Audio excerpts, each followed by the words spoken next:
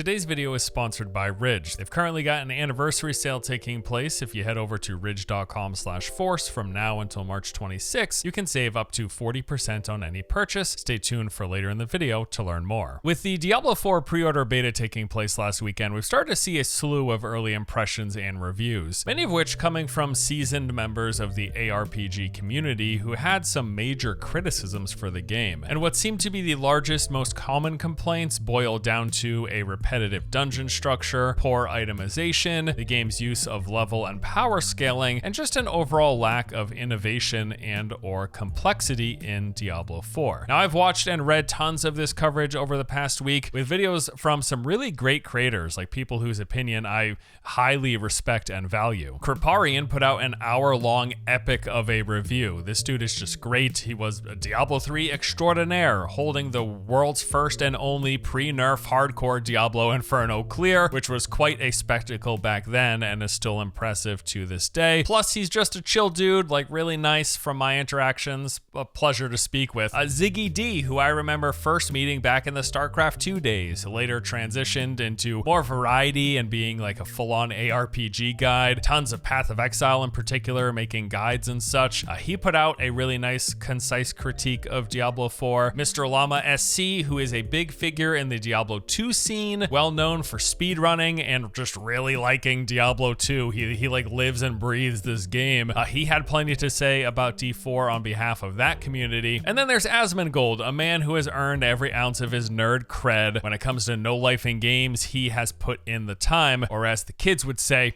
he's a real one. Each of these people are very articulate, informed, and presented some well thought out critiques and arguments for why various aspects of the current build of Diablo 4 are a bit lackluster and in need of improvement, much of which I generally agree with. The procedural dungeon system has resulted in a fairly predictable and repetitive structure. After so many runs, the layout becomes pretty clear. You move through some winding paths and or hallways until you reach a locked door or mechanism, and then you must complete one of a handful of different objectives to unlock said door, either killing enemies or retrieving keys or other objects. You do that, the door opens, you fight the boss. Now, dungeons are meant to be analogous to Diablo 3's rifts, and to that degree, I do feel like dungeons are more interesting than what rifts were, but that doesn't mean the system is perfect. I think some improvements can be made. Itemization is a bit simple, and to some may be uninteresting. As of level 25, legendary item drops might make you stronger, but are never particularly exciting to get as of level 25. And enemy scaling with your level really does diminish the sense of power progression. In many instances, as you level up, you feel like you're getting weaker. Combine that with the shared world where you run into these odd situations where someone half your level might be killing enemies faster than you are because of how the power scaling is done. There's also a slew of other complaints that I've seen frequently mentioned, like the world boss had fairly limited mechanics. He just really doesn't do a lot of things.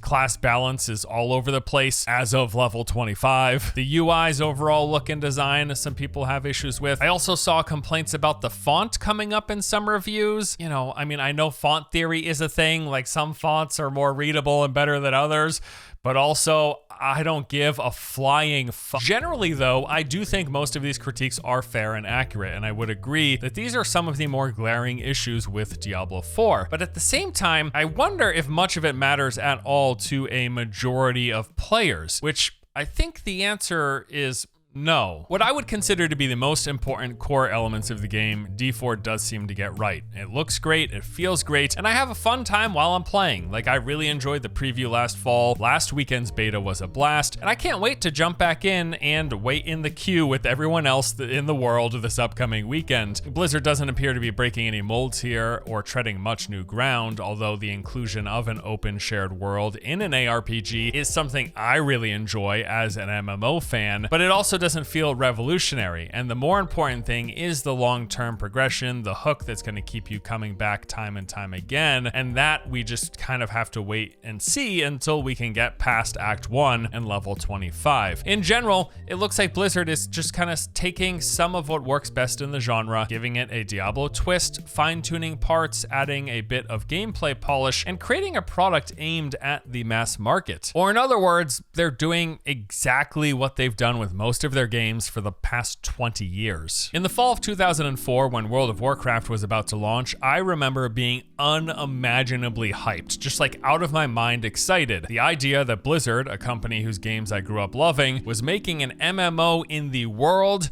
of Warcraft with its setting, its history, lore, and characters all fully realized, letting us seamlessly explore Azeroth, the lands of the orcs, humans, night elves, and undead. Like, to me, all of this just sounded too good to be true. I was a freshman in college at the time the pre-release beta took place, and I didn't get in, but one of my dorm mates did, and I remember just sitting there all day watching him play. He was an undead mage, leveling through Tristfall, just spamming frostbolts at skeletons, zombies, plague hounds, and dustbats, seeing the other players running around, being in the Warcraft universe. Like, it was just so cool. I was so excited. My dorm mates were excited. All my friends from back home were excited. We could not wait to play this brand new Blizzard game. So I went online looking forward to learning more and talking about WoW, and everyone hated it.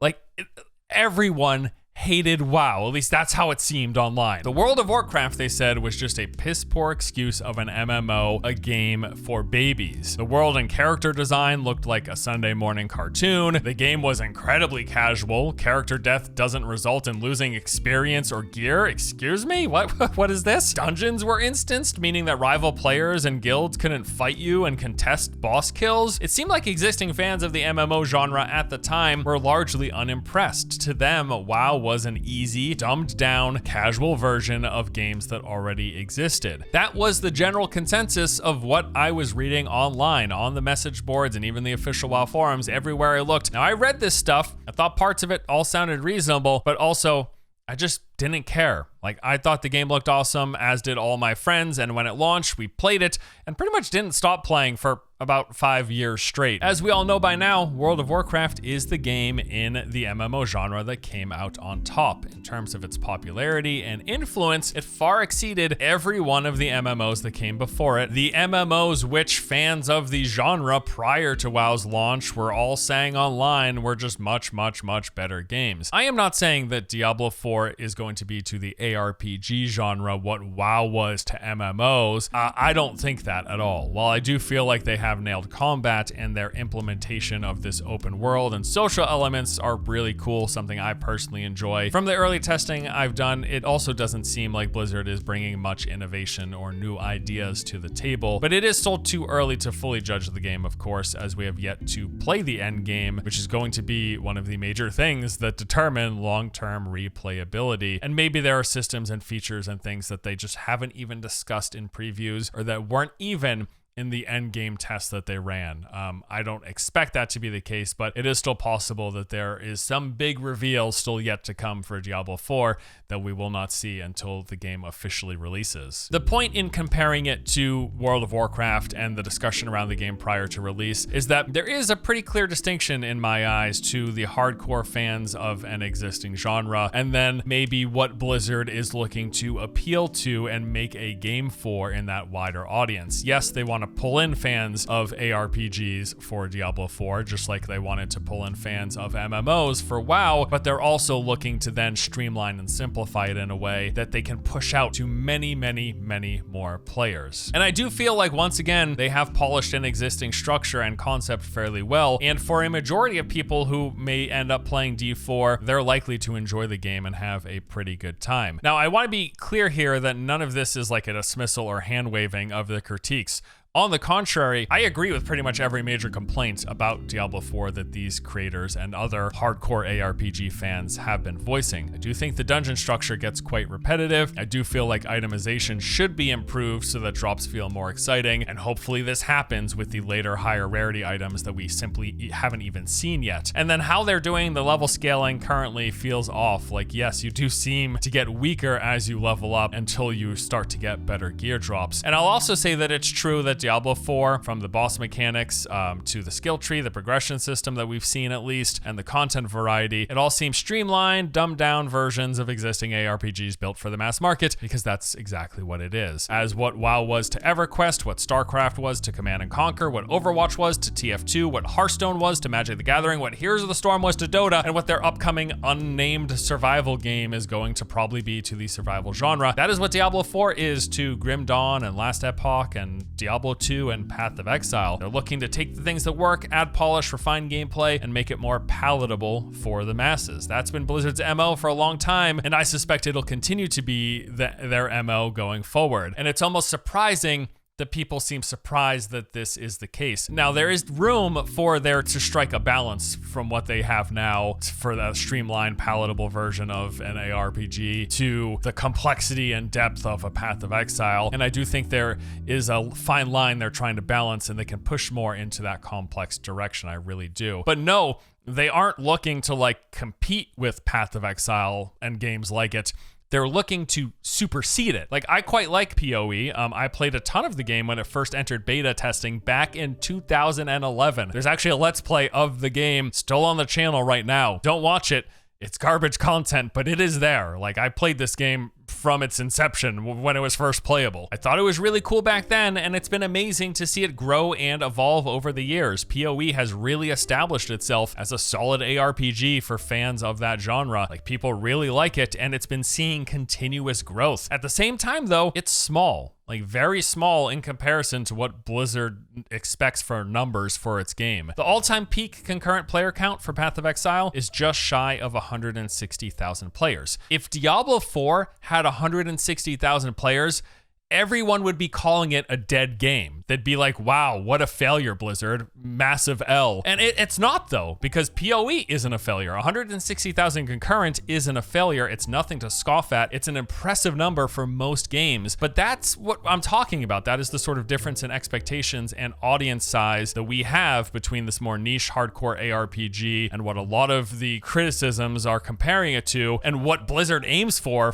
that mass appeal. And my point here isn't that bigger game equals better game. I don't think that at all, but I do think it speaks to the general appeal amongst a wider demographic that these games have, that this genre has, or doesn't have, or hasn't had. For everything that I think is cool and that ARPG fans love about PoE, many average gamers don't care, aren't interested in, or just actively dislike. But again, I do think a better balance can be struck from where we are right now. There are definitely lessons to be learned from these other ARPGs, and I hope Blizzard does offer more complexity and more variety in the end game from what we've seen up to this point. We've still yet to play around with the Paragon board or see those 2 highest tiers of loot drops, and hopefully these do make a big difference. I mean, they should be playing a major role in build customization and variety. And I just love all of the in the weeds dissection and discussion that we've been seeing over the course of the past week, now that a lot of different experienced veteran players of this genre have gotten their hands on it. This is the stuff that's super interesting and important to players like me, but I also remember my 18-year-old self not caring at all what the hardcore MMO players had to say about WoW prior to it coming out. And I do think there's a degree of that happening here as well, and just with games critique in general, there's so much like minutia we tend to really focus on that seems ultra important, but maybe in the grand scheme of things really isn't important. And that really accounts for a lot of what I talk about on this channel as well. Like, a lot of the stuff that I fret over, that I get hyper fixated on, that I'm like, this is such a huge deal, to 95% of the player base of these games that I talk about, they're just like, whew. Not in that they don't get it or that they couldn't get it, but it doesn't matter. They sit down, they have fun. And I think we also have to remember that there are these different portions of the audience and different types of players, because there's a huge difference between a person who considers themselves like a big ARPG fan, who plays Path of Exile, who plays Last Epoch, who plays all of these different games, who still plays Diablo 2 to this day in and day out, week after week. There's a huge difference between their expectations and their needs, and the needs and expectations of most people, of a bulk of the potential purchasers and the people who are potentially going to be playing D4, with their needs, their desires, what they look for in the game, what they want out of a game. Massive, massive difference. That said, I do think the opinion of these seasoned and hardcore players is incredibly valuable, especially for the long-term health of the game, because these are the ones with thousands of hours sunk into their particular game or genre of choice, and they know the ins and outs and the mechanisms and mechanics that keep them coming back after all this time. And if they're not seeing it in D4, they're gonna call it out and justifiably so, because without these things, D4 might just be a game that they play for a little while and then go back to their core game. And maybe that's okay, but ultimately, a lot of these people, I get the sense, and me, when I critique games, I'm looking to improve it to fit my needs of long-term and my desire to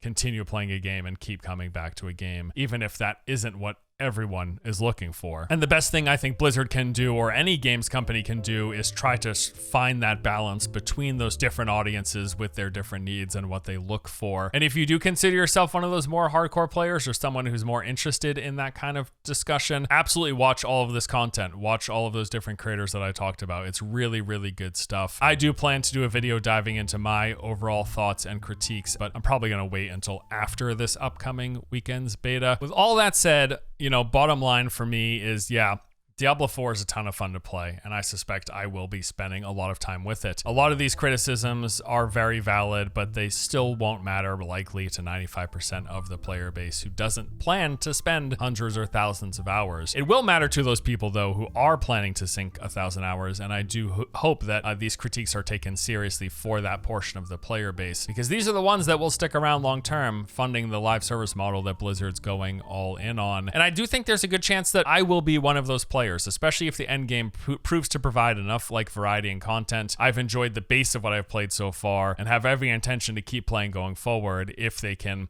provide those hooks and provide that replayability. I do want to talk about and cover Diablo 4 a lot more than I even have at this point, but I don't want to flood this channel with daily updates, news, or guides even for one game. I've just been enjoying the variety of style and content and games that we cover, and I want to keep going down that path. So that said, we're starting a second channel. That's the plan right now. This will be entirely focused on Diablo 4. We'll probably be producing guides, news, and updates. It's just going to be full-on Diablo 4 coverage. And the goal of which, sort of like what I do with this channel, is to try to make stuff that is hopefully useful and helpful and interesting for everyone to watch, but just about one game instead of the variety that we do here. And I say we because my pal Liam is going to be making videos with me as well. We've known each other for a while. He's actually been editing on this channel for about a year or so now, maybe a little longer. And we've been working together on different projects, and we're planning to do this Diablo channel collaboratively. And also, if you were a fan of Overwatch back in the day, you will probably recognize his voice as well when you check it out. Should be a lot of fun. I'm really excited, and I'm looking forward to the game and spending a lot more time with it.